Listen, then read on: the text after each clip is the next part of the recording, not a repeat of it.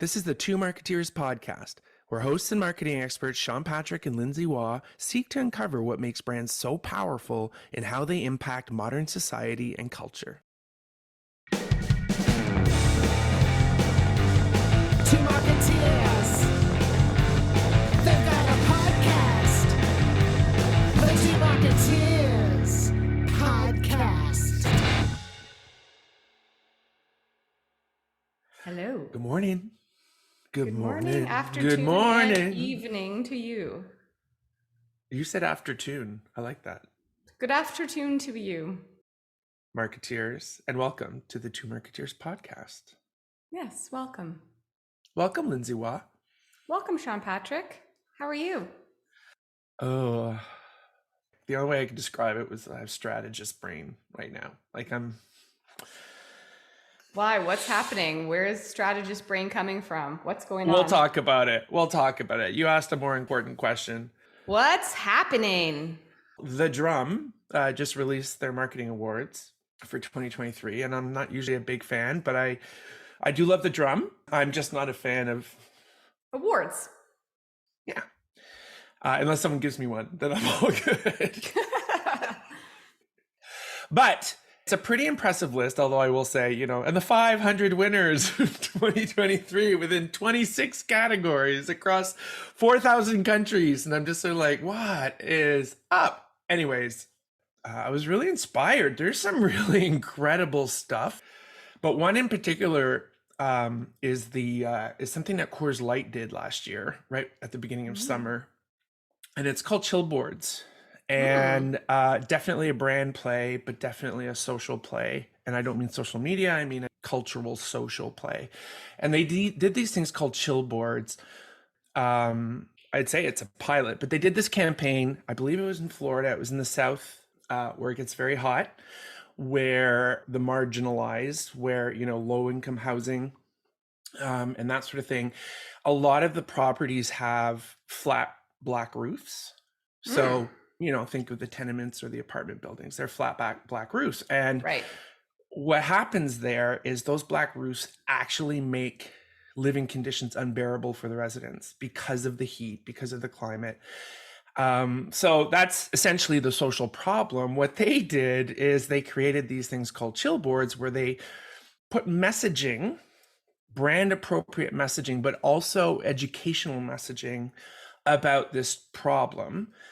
And they painted it in white, strictly words, on the roofs. They even designed a font that had, I think they call it like 96% coverage, meaning it's such a bold font that using those letters covers 96 or 95% of the surface they appear on. And in so doing, they reduce the heat factor significantly. Wow. What's really cool is when you're flying or hovering above them, not that I would hover, but who knows, you see the message. It won the Chair Award, I think they call it. They it's all in the submission. They do a great video, but they actually partnered with someone within the community or for the county who is the chief heat officer. I did not know this was a title available. Because this is a problem. Isn't that interesting? So you can help people and sell more beer. Yeah, and do it totally aligned to your brand. So Coors Light, their brand slogan now or tagline is "Made to Chill." Cool. What's happening with you, Lindsay? Well, I saw this morning that Kantar released their brands report, 2023 most valuable global brands. Okay. To confess, I did not dive into this at all, but I saw the headline of Apple, of course, on the top of global brands, most valuable brand in the globe. Of course. But what I thought was interesting to us is that the top Canadian brand is RBC. Interesting. Yeah. Our banks. Yeah, banks. Oh, banks. Is the report based on like it's a trend thing, like it's like this is the hottest bank right now, or they've done like a study over the year? It's year over year most valuable brands to people globally. So they do 100 of them.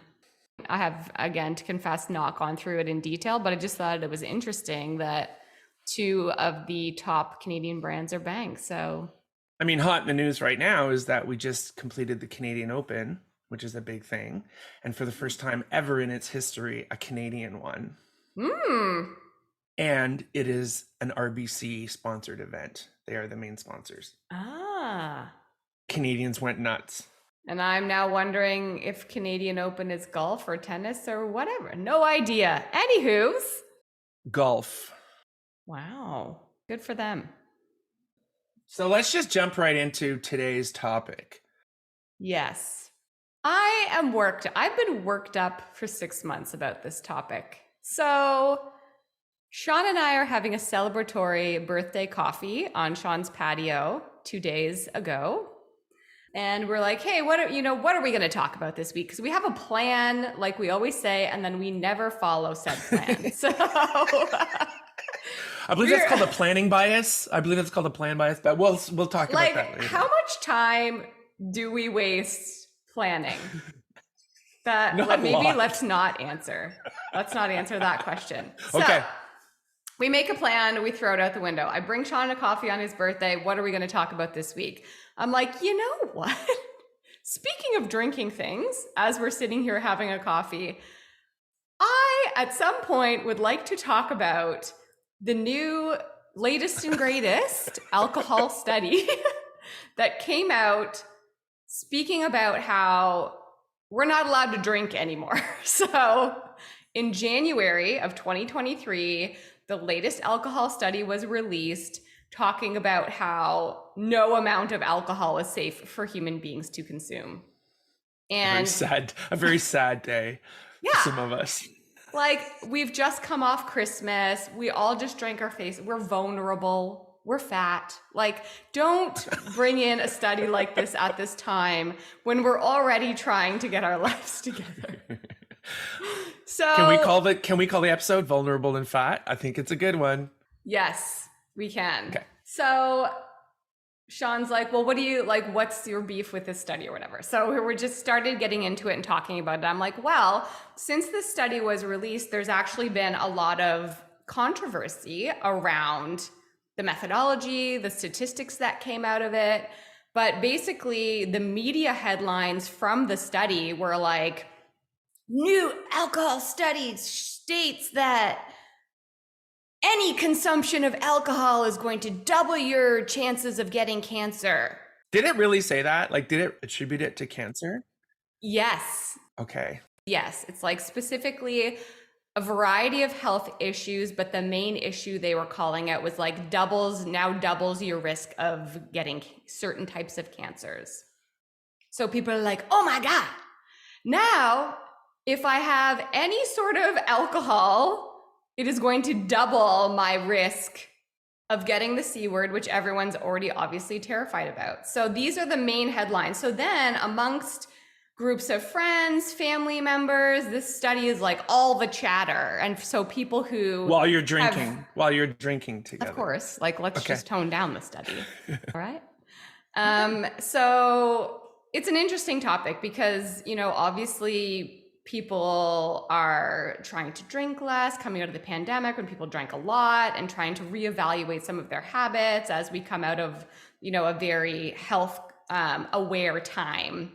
And so I found that people who were drinking less were like, see, drink is gonna kill you. And people who still drank were like, is it really that bad? So as this study kind of unfolds over the next couple of months, there's a lot of things that come out about it around how the methodology could be flawed. The experts are still like TBD on if this information's actually true. And the biggest thing really being that I'm going to read what this says exactly because I want to make sure that I don't mess it up. Sure. They said increases an already low chance of cancer by, say, alcohol-related cancer being like a 0.5% chance. So in drinking, increasing your risk of cancer by a 0.5% chance.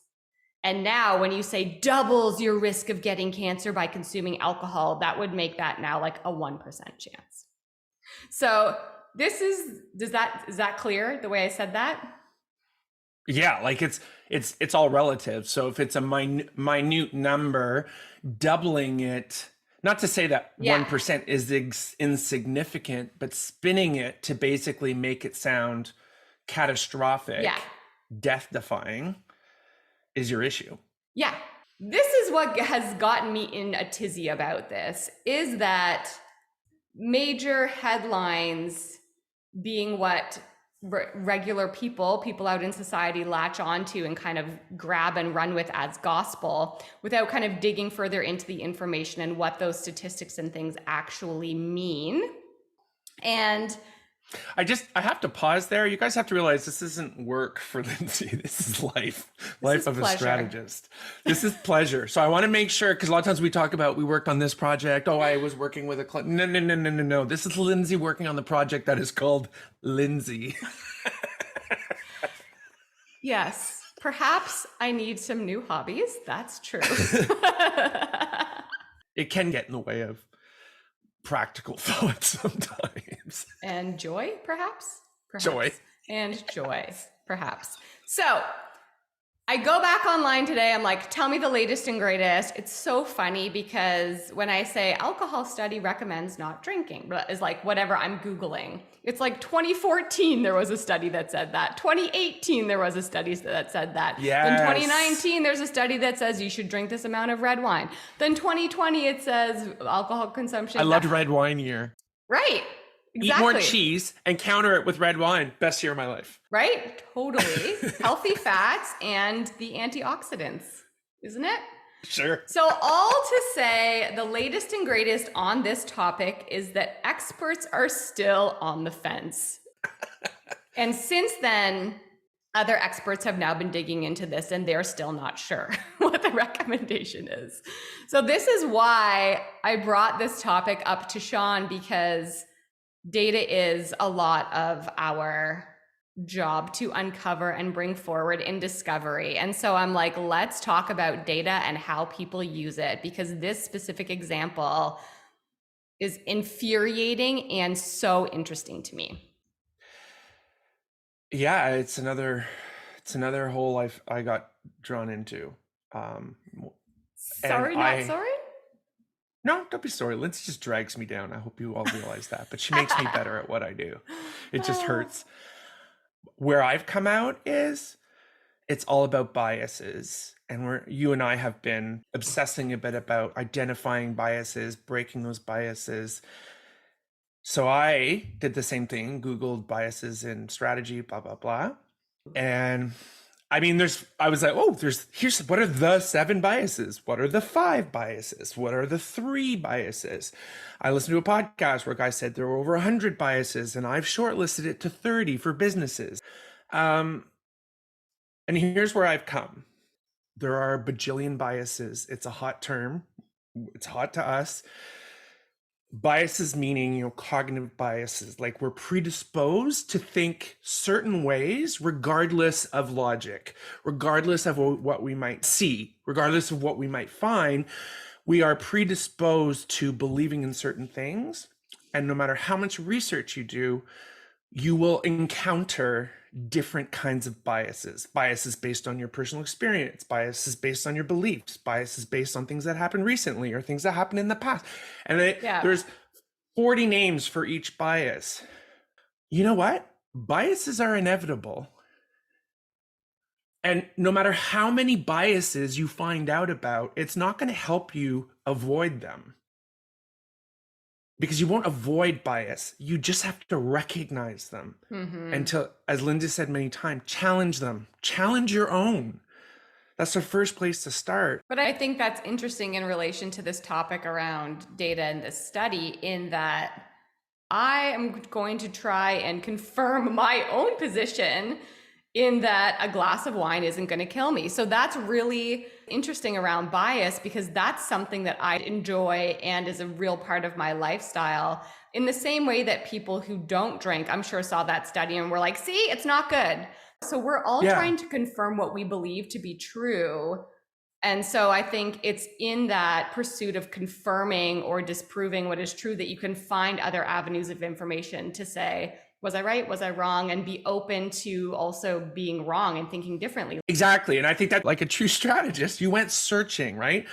Validate, understand there are biases, and formulate a practice or process that allows you to identify wherever possible. But it's just through iteration, challenging, and discussion.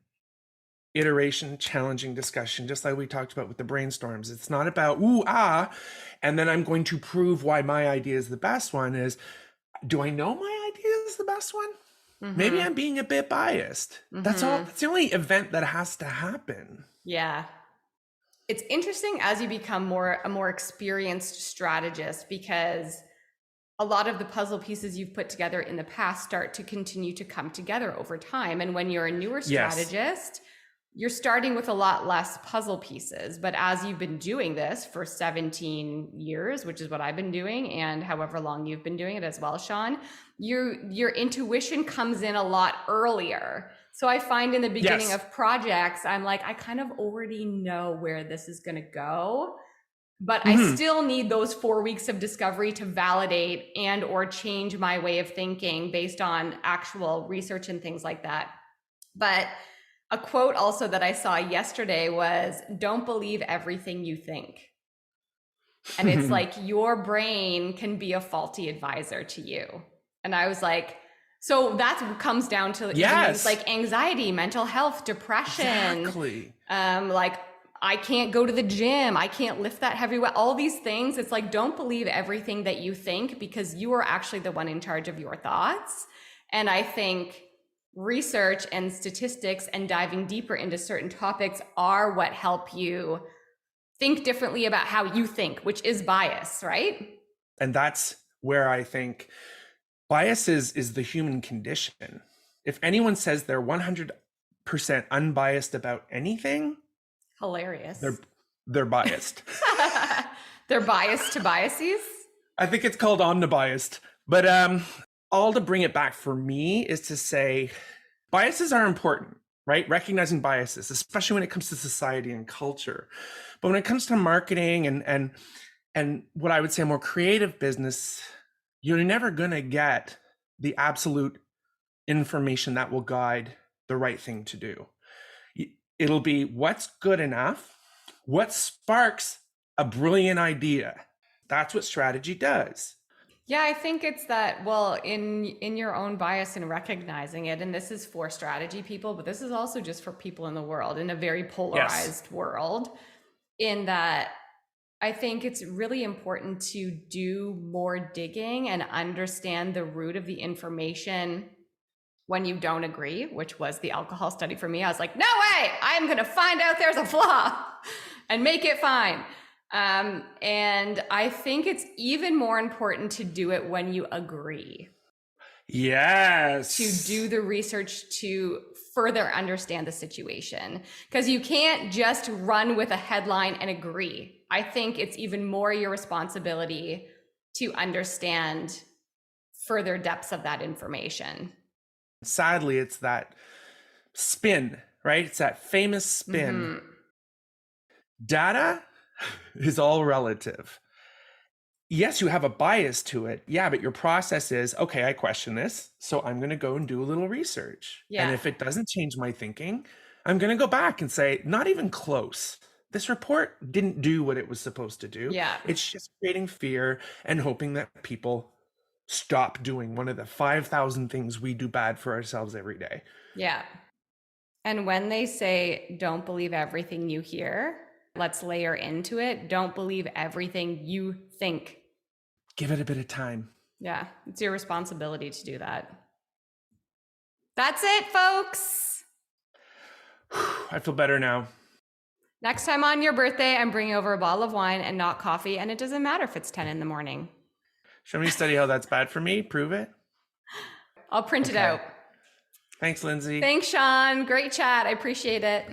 Have a wonderful bias-filled day, marketeers. Enjoy. Bye. Bye. Thanks for listening to the Two Marketeers podcast. New episodes launch every 2 weeks. Find the Two Marketeers podcast on Apple Podcasts, Amazon Music, or wherever you like to listen. And be sure to rate and subscribe. Listen on our website, the2marketeers.ca, or you can ask Alexa to play the Two Marketeers podcast. Want to keep in touch? Follow the Two Marketeers on LinkedIn or at Two Marketeers on TikTok. We've always got something to share.